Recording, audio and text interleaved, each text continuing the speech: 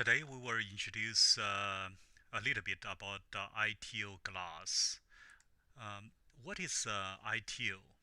Actually, ITO is indium tin oxide. Actually, it is a transparent conductive film. Um, so we use this transparent conductive film um, with two layers of the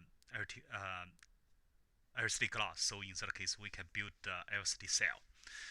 But if we look at the structure of the ITO glass substrate, we will see that the substrate actually is a soda lime glass. It is a very cheap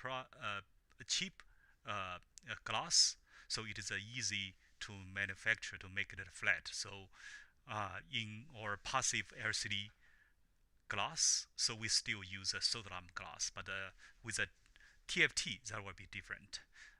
That is because soda lime glass has of course have a lot of sodium ion. Uh, it can be easy migrate into the liquid crystal material. So in that case, to increase the current.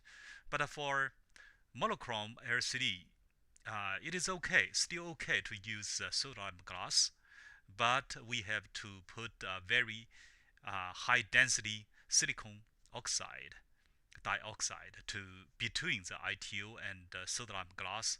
So in that case, to prevent the migrating of the sodium ion getting to the liquid crystal materials.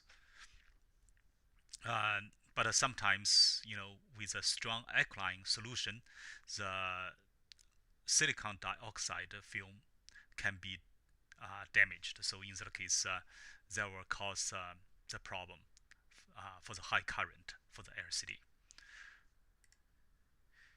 And we can see that depends on the how big of the LCD and how high of the resistivity of the ITO film uh, we are going to use. If the display pattern is very high density, so we need to use a lower resistance. Otherwise, we will cause the display non-uniformity because if the long layout, so at the end of the layout, so the voltage can be pretty low. So in that case, there is no enough voltage to drive the liquid crystal material. So that will cause a non-uniform display. So we will try to avoid that. But this table we can see that, of course, the ITO coated glass.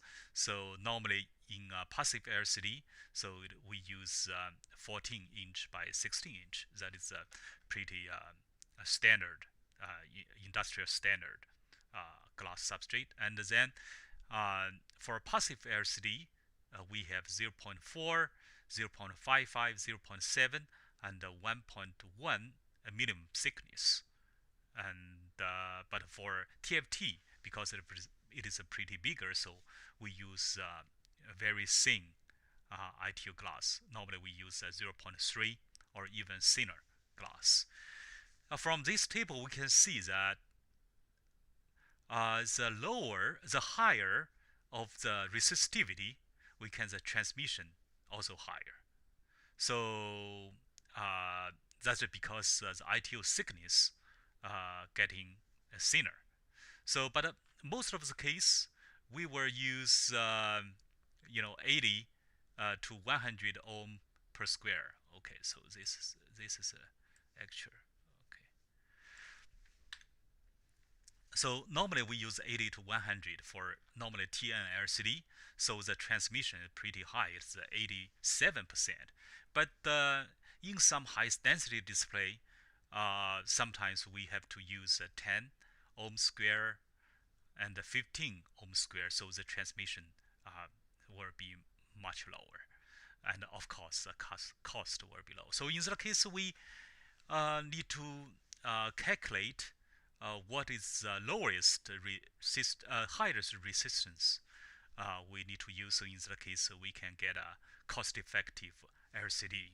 So and also we see that if the lower of the resistivity, the lower of the transmittance, the easier to get to see the ITU reflection in the LCD cell. So that will be ugly. Okay, so when there is no power on the LCD, but we still can see the segment of the LCD, so that is not good looking, and also higher the ITU glass cost.